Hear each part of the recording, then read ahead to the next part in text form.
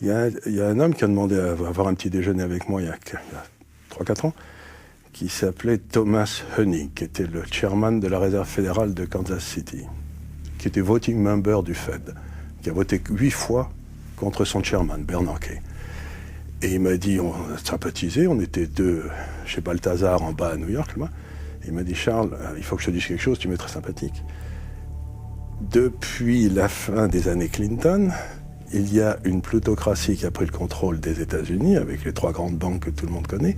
Et cette plutocratie gère la masse monétaire et le système financier américain au profit de cette plutocratie. Et la grande question, c'est comment allons-nous, Américains, récupérer notre démocratie? Donc, il ne faut pas s'imaginer une seconde. Nous avons aujourd'hui une mafia qui a pris le pouvoir. C'est une mafia qui est quasiment criminelle. Et il ne manque que de courage politique. Ah, mais vous soulevez quelque chose de très intéressant, c'est-à-dire que cette plutocratie qui finance, on va dire, les présidentiables aux États-Unis, a mis la main aussi sur la Banque centrale directement. Regardez simplement les nominés de la Banque centrale, qui est banquier central dans le monde aujourd'hui. Ils sont tous passés à un moment ou à un autre par cette plutocratie. Vous parlez de l'école de Chicago? Non, c'est pas du tout l'école de Chicago, je dirais plutôt, c'est tous les banquiers centraux sont passés par Goldman Sachs. D'accord.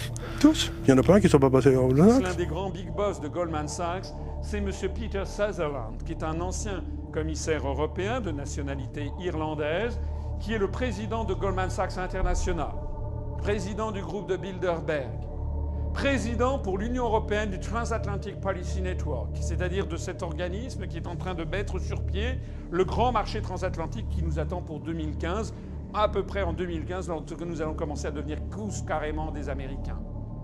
C'est ce monsieur Peter Sutherland qui a sous son autorité monsieur Mario Draghi, qui vient d'être nommé en novembre dernier vice-président de Goldman Sachs Europe, et qui était l'ancien vice-président de Goldman Sachs Europe et qui vient d'être nommé en novembre 2011 président de la Banque centrale européenne à la place de monsieur Trichet. C'était un subordonné de monsieur Peter Sutherland. Maintenant, c'est lui qui dirige la BCE à la place de monsieur Trichet. Il a sur notre vie quotidienne, puisqu'il est la personne qui coordonne les taux d'intérêt sur l'euro, la valeur qui vise la valeur externe de l'euro. Il a sur la vie quotidienne de 500 millions de personnes, et notamment de 65 millions de Français, une importance qui est 100 fois supérieure à celle que peut avoir le ministre français des Finances. Il faut y ajouter également M. Mario Monti, ancien consultant de Goldman Sachs, ancien commissaire européen, qui a été nommé président du Conseil italien sans aucune élection en novembre 2011, lorsque l'oligarchie mafieuse qui dirige désormais le gouvernement, le continent européen, a pointé le pouce vers le bas, vous savez, comme Néron dans les Jeux du Stade, en décidant la mort politique de Berlusconi. Le président du Conseil italien, M. Berlusconi, avait réussi à survivre à tous les scandales. Scandale de mœurs, avec ses liens avec des starlettes, des jeunes filles, scandale financier, avec de la corruption, etc. Il avait survécu à tout, Berlusconi. Il n'a pas survécu alors que M. Peter Sutherland a pointé le pouce vers le bas et que l'oligarchie Goldman Sachs a décidé qu'il devait gicler. Et donc on a nommé M. Mario Monti, qui a été nommé sénateur à vie, et ensuite président du Conseil italien, sans avoir jamais été présenté à une seule élection. Jamais les Italiens n'ont voté pour ce monsieur. Ça s'appelle une dictature au sens étymologique du terme.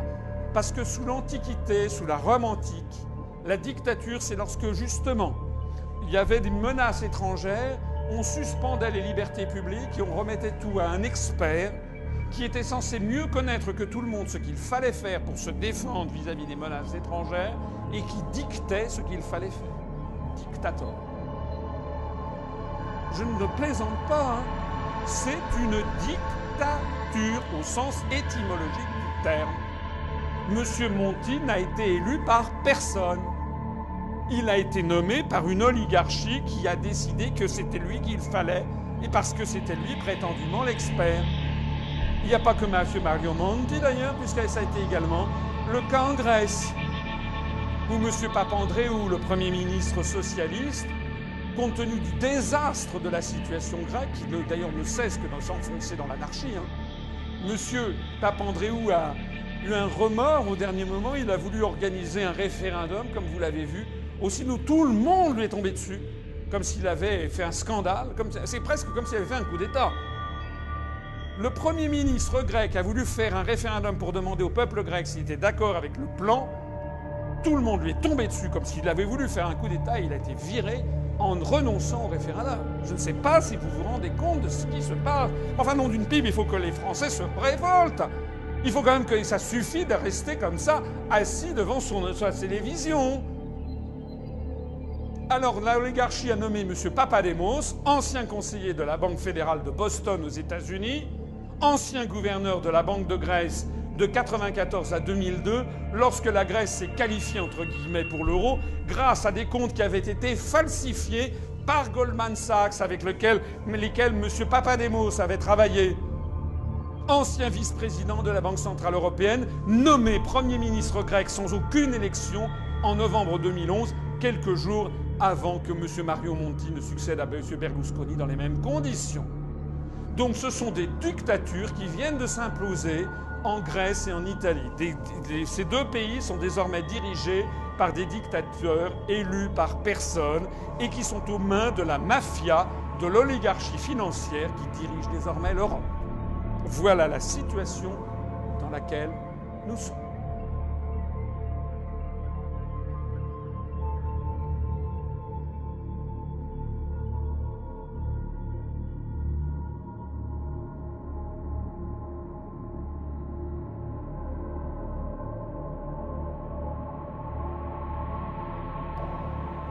It is really puzzling to me that having just buried one monster, the Soviet Union, another remarkably similar one, the European Union, is being built. Exactly what is the European Union? Perhaps by examining the Soviet version, we can get the answer. The Soviet Union was governed by 15 unelected people who appointed each other and who were not accountable to anyone. The European Union is governed by 24 people who appoint each other, meet in secret, and are not accountable to anyone, and whom we cannot sack. One might say that the EU has an elected parliament. Well, the Soviet Union had a parliament of a sort too, the Supreme Soviet, which just rubber-stamped the Politburo decisions, pretty much like the European Parliament does, where speaking time in the chamber is limited within each group and often amounts to 1 minute per speaker.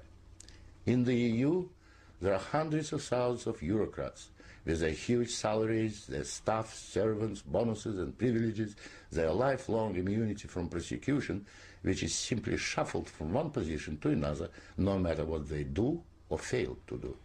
Is this not exactly like the Soviet regime? The Soviet Union was created by coercion and very often with a military occupation.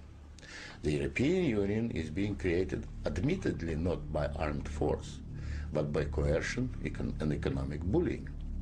In order to continue to exist, the Soviet Union spread itself further and further. The moment it stopped spreading, it started collapsing. And I suspect the same is true of the European Union. We were told that the purpose of the Soviet Union was to create a new historic entity, the Soviet people, and that we must forget our nationalities, our ethnic traditions and customs. The same seems to be true of the European Union.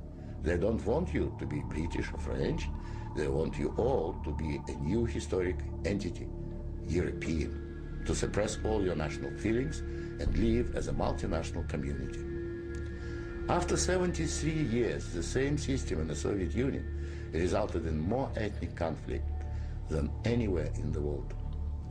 In the Soviet Union, one of the grand purposes was the destruction of the nation state. And that's exactly what we observe in Europe today.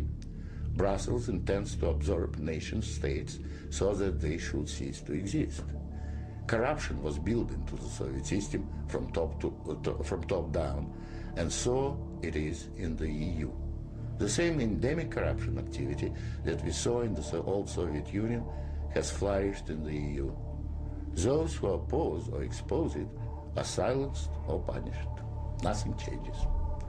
In the Soviet Union, we had a gulag. I think we have a gulag in the European Union also an intellectual gulag known as political correctness. When anyone tries to speak their mind on questions of race or gender, or if their views differ from those approved, they will be ostracized. This is the beginning of the gulag, the beginning of your loss of freedom. In the Soviet Union, they told us we needed a federal state to avoid war. In the European Union, they are telling you exactly the same thing. In short, the same ideology underpins both systems. The EU is an old Soviet model presented in Western guise. But again, like the Soviet Union, the European Union has within itself the seeds of its own demise. Unfortunately, when it collapses, and it will leave immense destruction behind, and we will be left with huge economic and ethnic problems. The old Soviet system was incapable of reform, so is the European Union. But there is an alternative to being ruled by those 24 self-appointed officials in Brussels. It is called independence. You don't have to accept what they have planned for you. After all, you have never been asked if you wanted to join. I have lived in your future, and it didn't work.